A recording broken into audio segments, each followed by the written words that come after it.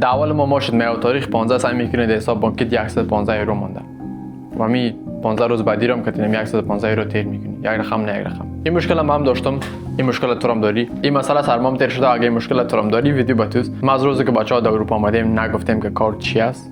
از راه حلال بوده کار خود کردیم، پول خود به دست آوردیم. در اول ما مشکل میگرفتم در 15 ماه پیسه گم بود. تاریخ 15 ماه سعی میکردم زیادتر وقت 112 یورو 115 یورو 100 یورو میمونده در حسابم. حیران میموندم که کل چی شد. اگه این مشکل داشتی یا داری این ویدیو رو لایک کو برات کمک میشه و تو باعث میشه که ویدیو به چند نفر دیگه برسه که بابام کمک شوه. موفقیت در زندگی تو از ما چیز کم نمیشه، موفقیت در زندگی ما از تو چیز کم نمیشه.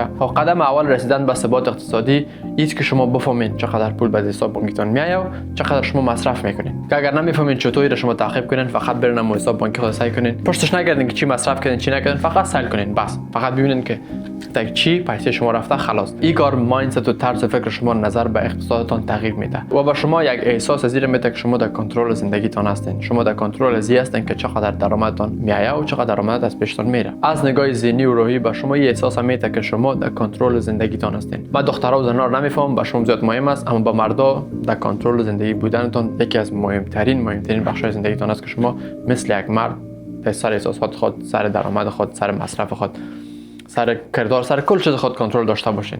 و این یکی از بخشش است که شما میفهمید که در کجا پیسه شما میره. به خاطر که پول و پیسه شما نتیجه سالها درآمدتان است، سالها زحمت کشیدنتان است، نتیجه درس خواندنتان است، نتیجه طرز فکرتان است، طرز زندگیتان است، کلتان است. اونمو حساب بانکیتان است که گپ میزنه. هر قدرم که شما زحمت کشیده باشین، هر قدر شما وقت خودت سر یک آینده خود فکر کرده باشین، اون نتیجهش است. این گپ شاید قبول نکنی، اما در حقیقتش اگه منطقی آدم فکر کنه اونموست. خب برای یک ماه آینده تنها چیزی که تو میکنی فقط سعی میکنی که هر روز تو چقدر پول مصرف کردی خلاص. در قصه دیگه هیچ چیزش نمیشی. بعد طبقه دومش که از یک ماه بعد شروع میشه که طبقه اول است فقط تو بفهم که چقدر پیسه میاد حساب بانکیت و چقدر پیسه میره، که طبقه دومش است که بودجه ساختن است.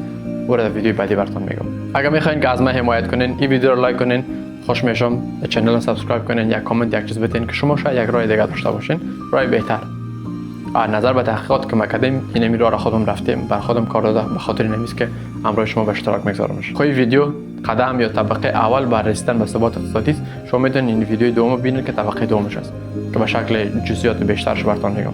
فقط طبقه اولش سیستم چیست که فقط حساب بانکی خود میرین، بازم میگم میبینین که شما هر روز چقدر مصرف کردین، سر چی مصرف کردین خلاص.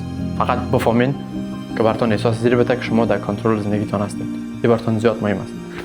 تا ویدیو بعدی خداحافظ.